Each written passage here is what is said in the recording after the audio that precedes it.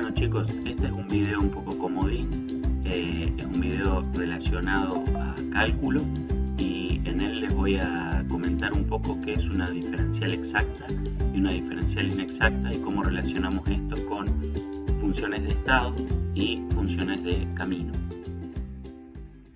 Bueno, ¿qué tal chicos? En este video nos vamos a ir un poquito hacia el cálculo, hacia la matemática, para definir con propiedad qué es una diferencial exacta y una diferencial inexacta, que está básicamente relacionado a los conceptos que definimos en la materia de función de estado y de función de camino, ¿sí? La función de estado, por ejemplo, todas las funciones energéticas, presión, volumen, temperatura, energía libre de Gibbs, energía libre de Helmholtz y energía interna o entalpía. Y como ejemplos de funciones de camino son el calor y el trabajo. Particularmente las funciones de estado tienen la característica de ser diferenciales exactas. Por ejemplo, ¿a qué nos referimos con una diferencial exacta? Que si tenemos una función que depende de dos variables, como por ejemplo la función f que depende de la variable x y la variable y, que cuando nosotros hablamos de termodinámica estas variables x e y son propiedades, ¿sí? Por ejemplo presión y volumen, temperatura y volumen, pero vamos a llevarlo al cálculo directamente. Entonces decimos que f es una función de dos variables x e y definimos el diferencial de f. Si nosotros integramos ese diferencial de f, lo que obtenemos es la diferencia entre el valor final y el valor inicial, sin importar el camino a través del cual llegamos del punto inicial al punto final, ¿sí? Es decir, cumple exactamente con la definición de función de estado, ¿sí? Que no depende del camino, ¿sí? Si se cumple esto, denominamos a este diferencial f como una diferencia exacta, ¿sí? O un diferencial exacto. Y si se cumple que este diferencial es exacto, bien, la función entonces podemos decir que es una función de estado. Ahora bien, si al integrar una función no obtenemos esta diferencia de f2 menos f1, sino que lo que obtenemos es un valor distinto a esa diferencia f2 o f1 menos f1, decimos que es una diferencial inexacta y por lo tanto que es una función de camino.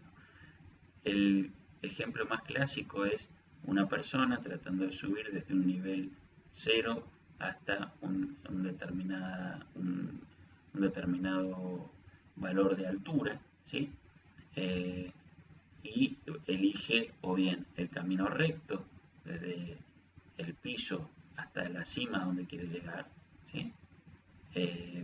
Y allí la energía potencial solo depende de la diferencia de altura, ¿sí?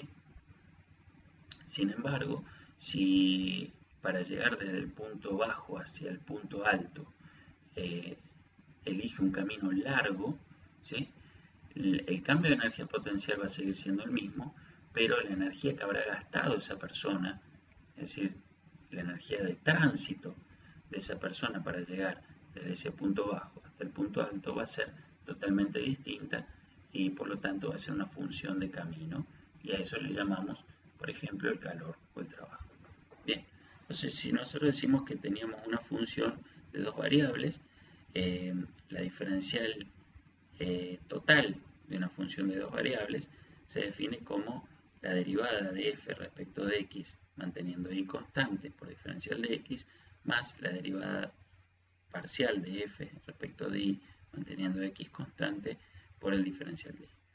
Si nosotros a estas dos derivadas parciales le llamamos m, que puede ser una función de x y de y n, que puede ser una función de x y de y, podemos hacer una prueba de la exactitud de una función. ¿Por qué?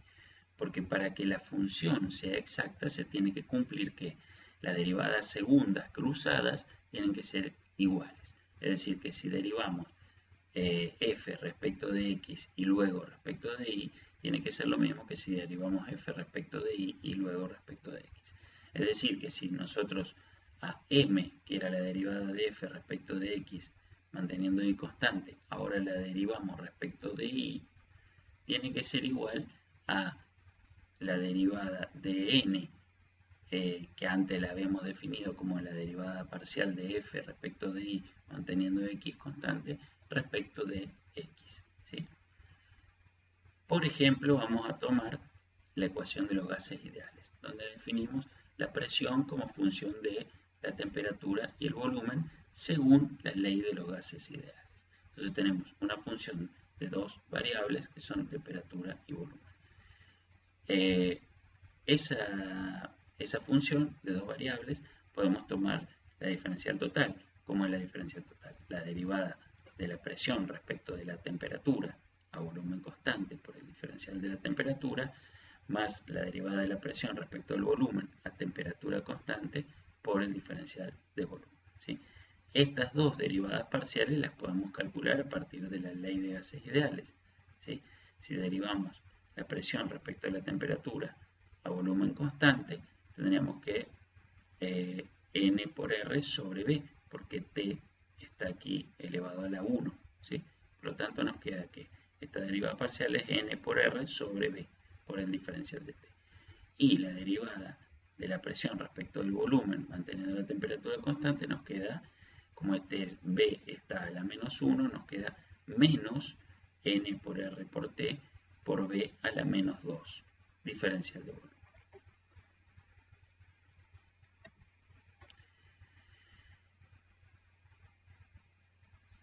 Esto significa que si ahora nosotros a estas derivadas primeras las derivamos respecto de la otra variable, ¿sí? Por ejemplo, a esto, que era la presión respecto a la temperatura manteniendo volumen constante, ahora la derivamos respecto al volumen, nos va a quedar la derivada segunda cruzada. ¿Sí? Lo mismo para el otro. ¿Sí? Si antes habíamos derivado la presión respecto al volumen manteniendo temperatura constante, ahora tendremos que derivar respecto de la temperatura. ¿Sí? Entonces, si derivamos respecto al volumen n por r sobre b, que era lo que antes dijimos que valía la derivada de la presión respecto a la temperatura a volumen constante, tenemos que al derivar respecto de b, tenemos, como b está a la menos 1, menos n por r sobre b cuadrado.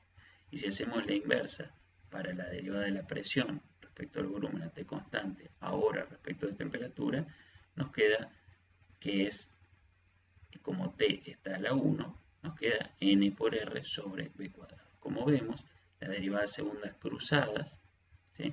Primero respecto de la temperatura y después del volumen, me da n por r sobre b cuadrado, y si derivo primero respecto al volumen y después de la temperatura, también me da menos n por r sobre b cuadrado. Por lo tanto, lo que tenemos es una diferencial exacta y decimos que la presión, de acuerdo a la ley de los gases ideales, también es una función de estado. ¿Sí? Ahora tomemos como ejemplo el calor reversible. Si decimos que el calor reversible es una función de la temperatura y la entropía, nosotros sabemos que el calor reversible es el diferencial del calor reversible es T por diferencial S, ¿sí? Porque lo definimos cuando definimos la segunda ley de la termodinámica. Ahora bien, si nosotros dijimos que este Q reversible es una función de T y de S, podríamos decir que la derivada de F respecto de S, al hacer la diferencial total, la derivada de F respecto de S manteniendo un T constante por diferencial de S, más la derivada de F respecto de T manteniendo ese constante por diferencial T, tendríamos que la derivada de F respecto de S manteniendo T constante es T, ¿sí? Porque es este valor, ¿sí? Sin embargo, la derivada de f respecto de t manteniendo ese constante es 0, porque acá no tenemos ningún otro miembro, ¿sí? Entonces esta derivada me da 0. Ahora si hago la derivada segunda, es decir, la cruzada, había derivado respecto de S, ahora derivo respecto de T. Tengo que T derivada respecto de T me da 1. Y esto que antes me daba 0, si derivo, ya había derivado respecto de T, ahora derivo respecto de S, ya me daba 0, me vuelve a dar 0. Por lo tanto, las derivadas segundas cruzadas no tienen el mismo valor, por lo tanto, el calor reversible es una diferencial inexacta.